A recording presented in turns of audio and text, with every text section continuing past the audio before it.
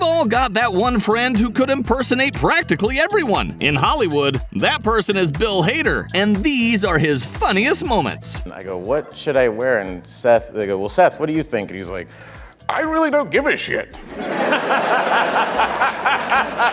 can literally wear like whatever the he wants. I mean, I don't really care. Makes zero difference to me. It's like, I mean, no one cares. So yeah. We've got to say that Seth Rogen impression was accurate, but Bill Hader definitely took it to another level when he impersonated Tom Cruise reacting to his Seth Rogen impression. And then Tom Cruise walks in, and even those guys are like, whoa, and he's super stoked to be there. You know, just like, yeah, oh, boom. You know, like, he sat down next to me and he's like, I love your work. And I went, oh, thanks. I love your work too, Tom Cruise. You know, like, thanks. I go, yeah, you know, I'm friends with Judd Apatow and Seth Rogen, and they went to your house. He went, yes. They did come to my house. And I said, Seth Rogen was like, you know, it was amazing. He has like a bike track in his backyard. It's phenomenal. And I did a Seth Rogen impression, and it was like I did a magic trick. Tom Cruise was like, yeah. And he pointed at me and he goes, you do impressions and you're on Saturday Night Live. And I went, hey. It was like he won a game show. He was like, yeah, Tom. Christopher, I can't believe you made it.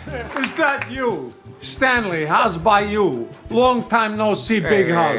Big hug. Big hug. Wow! When's the last time I saw you, Stanley? It's my brother John's wedding 15 years ago.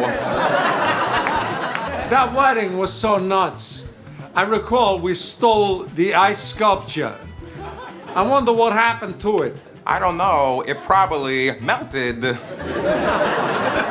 Makes sense. Bill Hader has a way of turning interviews into improv sessions. In this one, that somehow leads to an impression of Arnold Schwarzenegger as a baby. That was also kind of a Schwarzenegger a little bit. Yeah. I'm 4.5, father. You got to get out of here. Get out of this, the bomb in there. Get out. Dad, come on.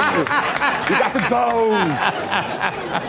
I need to pull up on now. I need to go to watch Peppa Pig. Come on. I love Schwarzenegger as a baby. Yeah. This is so much fun. I want to watch Doc McStuffins. And then I need my yogurt. Come on. I threw up. I need Pedialyte. His line was, open up the door, there's a bomb in there. They go, hey, Bill, we need you to operate. It's like one of those Star Trek doors, you know, like. And so he's like, Bill, you need to operate the door for this. I was like, oh, okay. So I'm like right above him, like with a pulley device, you know, like looking down at Arnold like this. And he's like doing push-ups. And he's like, oh, come on. Come on. Yeah. Come on. Like trying to get pumped up for the scene, you know? So they're like, all right, and action. And he's like, open up the door. There's a bomb in there. Come on. And he starts banging this door. And I'm like holding on to this thing.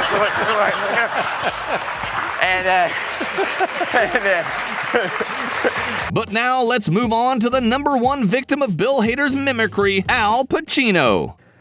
I love film. I love women.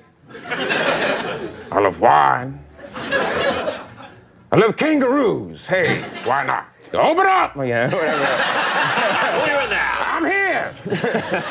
Come on, baby. But supposedly he said, It's good. That has happened to me before. and I was like, all right, That's nice. Cool. Oh, thanks. Balance.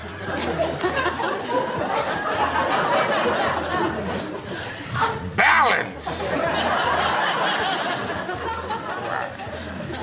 Checking. All right, here we go. Press 1 for customer service. It's ringing. All right. All right. There's something oddly impressive about doing an impression of an accent nobody can fully understand. It means Bill Hader somehow heard the words, processed them, and still chose to make them beautifully incomprehensible. Sexy Beast is great, but you watch those and it's all like all right, we're gonna go down Spain. We're gonna go down to Spain. And I'm like, all right, they're gonna go down to Spain. It's like, then we're gonna get Gal to do a job. And I'm like, hey, all right, they're gonna get Gal to do a job. He's like, and then we're gonna buff up, but the talk that's it.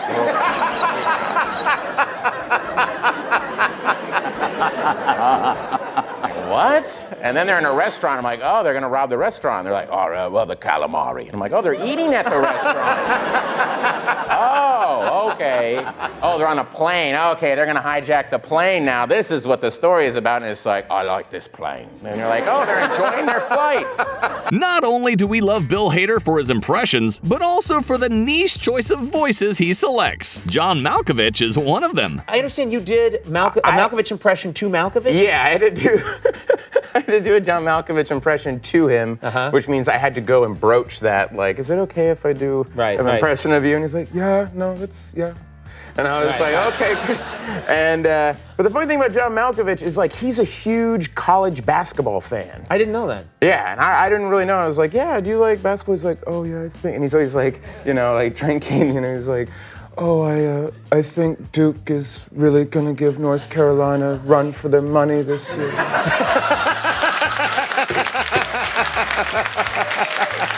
For 22 years, and I've never met anybody who did a Conan impression. Oh, which yeah, I do a Conan. I did Conan on the show, yeah. You do a Conan impression? I did it on SNL, yeah. I do a Conan. I do a really good Conan. I swear to God, I've never heard anybody do a Conan. Really? So, yeah. Oh, and it's easy. Oh, it's so easy doing a Conan. Yeah, it's easy. Conan's kind of like, you know, you're like this, and you're kind of like, oh, and you do this thing, and then it's kind of like, how you doing? I'm fine. That's it. 2 2s is 4 for Thursday.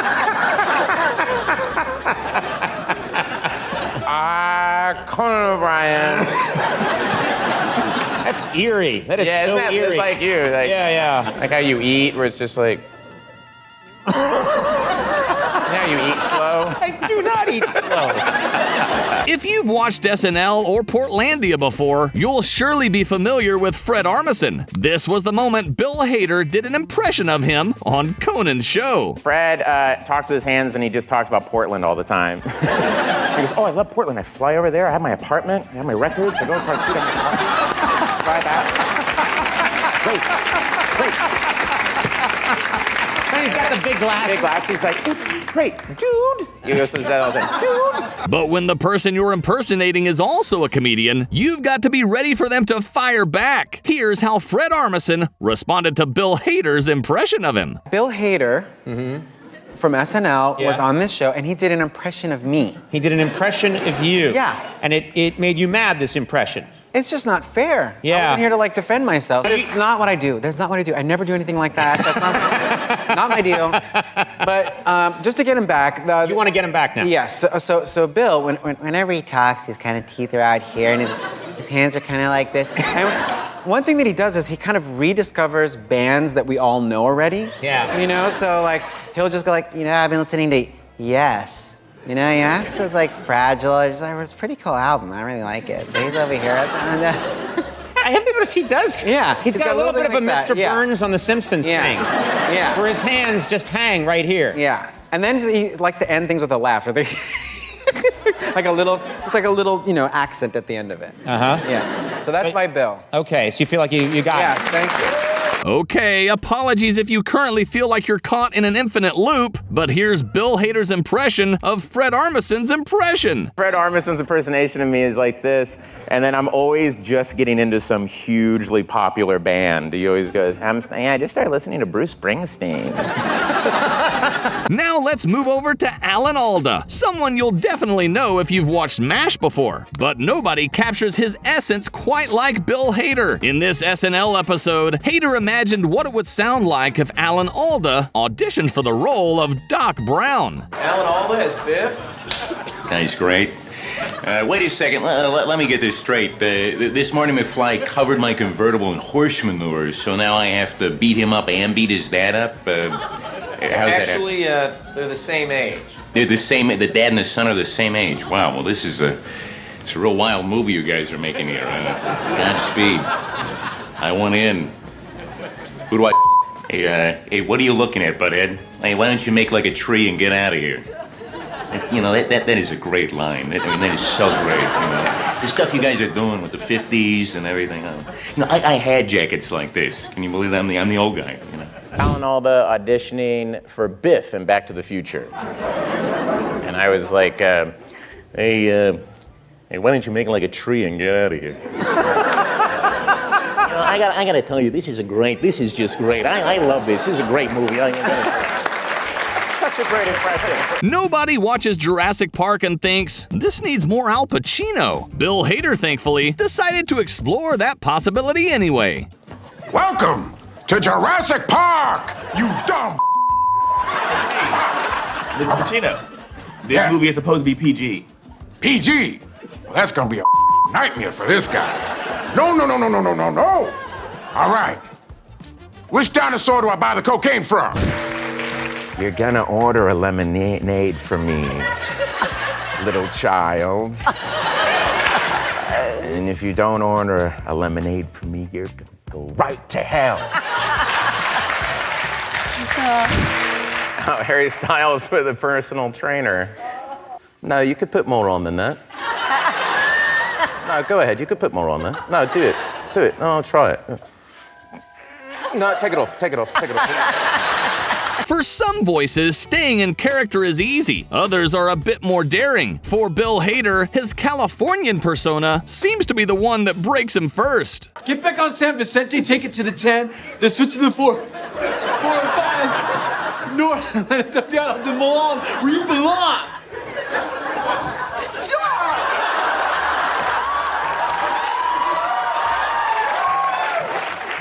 At this time of day, it's gonna be jammed. Are you crazy? All right, let's see. Reading to preschoolers.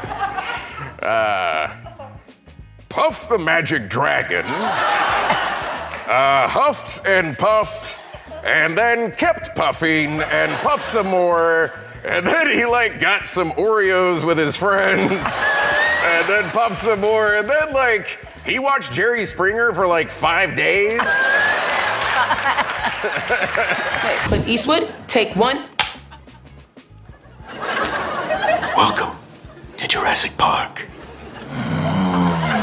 Some impressions work without copying a real person at all. Bill Hader proved that with the President of Hollywood, a fake character that somehow felt instantly recognizable.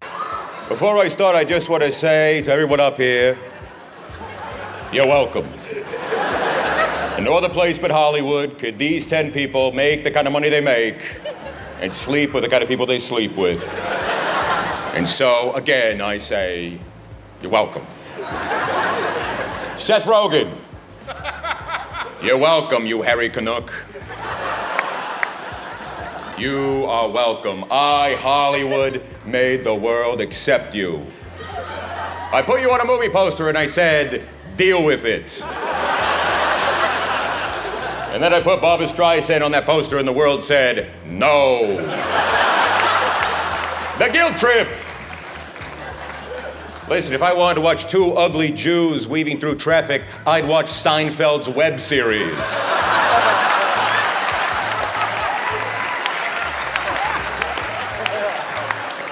And Jonah, I'm assuming you're here because Seth is? People call me all the time and they say, Hollywood, do we really need 2 of these guys? But I own you, Jonah. I own you. If I try to buy you on iTunes, it would say, are you sure you want to purchase? Because you already own this. And then Kristen Wiig's always cold. And always cold. And then she's like, are you going to that thing? Are you going to go to that thing? Are you going to go to that thing? That's what she always says. She's cold all the time? She's always cold. She's a giant space heater with her just going around. And he can do, I go, how did they do that thing in the first movie where your eye kind of goes up when Pennywise, I don't know if you guys saw the movie, but when he senses something, he kind of goes whatever. Yeah. And his eye goes like that. And I go, how is that a digital thing? And he went, oh, you mean this? And then he just did it. I was like, ah! Did you know Hader is also one of the world's biggest Star Wars nerds, which is probably why he could do such a good Jabba the Hutt impression. And you did an impression in the movie of Jabba the Hutt dying. Yeah. Which was another very specific impression I've never heard before. Right. Yeah, it's the most worthless impression ever. Well, then you're on the right show. I'm on the right show. It was like, I can do that on Conan. Yeah. It was Jabba the Hutt died. Yeah, he was like, Bisa kubata. Bisa tuba.